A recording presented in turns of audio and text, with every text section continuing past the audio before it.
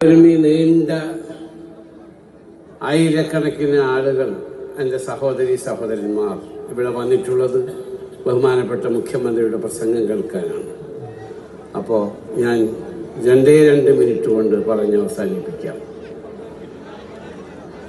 ഈ രാജ്യത്ത് വന്ന് കച്ചവടം ചെയ്യുവാനും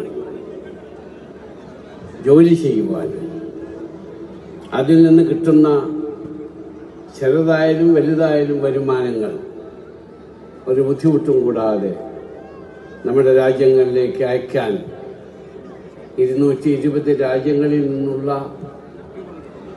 ജനങ്ങൾ ഇവിടെ സന്തോഷത്തോടെയും സൗഖ്യത്തോടെയും സ്നേഹത്തോടെയും മതസൗഹാർദ്ദത്തോടു കൂടിയും കറുത്തവനും വെളുത്തവനും അറബിയും അനറബിയും ആഫ്രിക്കക്കാരനും എല്ലാവരും ഒത്തൊരുമിച്ച് സ്നേഹത്തോടെ ജീവിക്കുന്ന രാജ്യമാണ് യുണൈറ്റഡ് അറബ് എമിറേറ്റ്സ്.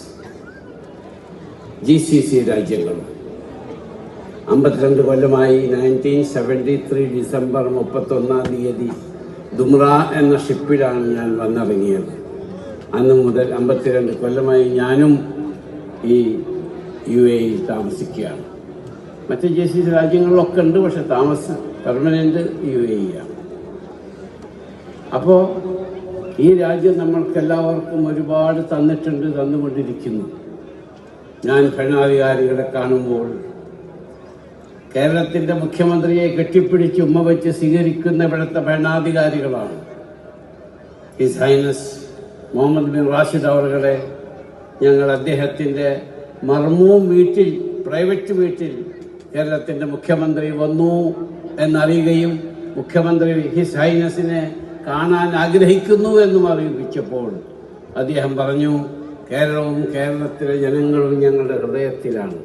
ആയതുകൊണ്ട് ഇന്ന് ഞാൻ ഓഫീസിൽ പോകുന്നില്ലെങ്കിലും എൻ്റെ പ്രൈവറ്റ് വീട്ടിൽ എൻ്റെ കേരളത്തിൻ്റെ ബഹുമാനപ്പെട്ട മുഖ്യമന്ത്രിയെ സ്വീകരിക്കാൻ ഞാൻ തയ്യാറാണ് എന്ന് പറഞ്ഞ് അദ്ദേഹത്തെ നിങ്ങൾ വീഡിയോയിൽ കാണുന്നതാണ് കെട്ടിപ്പിടിച്ച് ഉമ്മ വെച്ച് സ്വീകരിക്കുകയും അദ്ദേഹത്തോട് പറഞ്ഞൊരു വാചകമുണ്ട്, കേരളത്തിലെ ജനങ്ങൾ ഞങ്ങളുടെ ഹൃദയത്തിൻ്റെ ഉള്ളിലാണ്.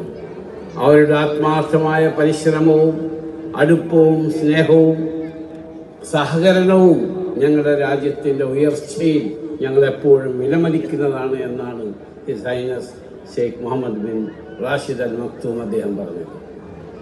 ഈ അടുത്ത ദിവസം ഞങ്ങൾ അബുദാബി കിരീടാവകാശിയെ കാണുകയുണ്ടായി. UAE പ്രസിഡന്റിന്റെ മൂത്ത മകനും അബുദാബി കിരീടാവകാശി. അദ്ദേഹം പറഞ്ഞു,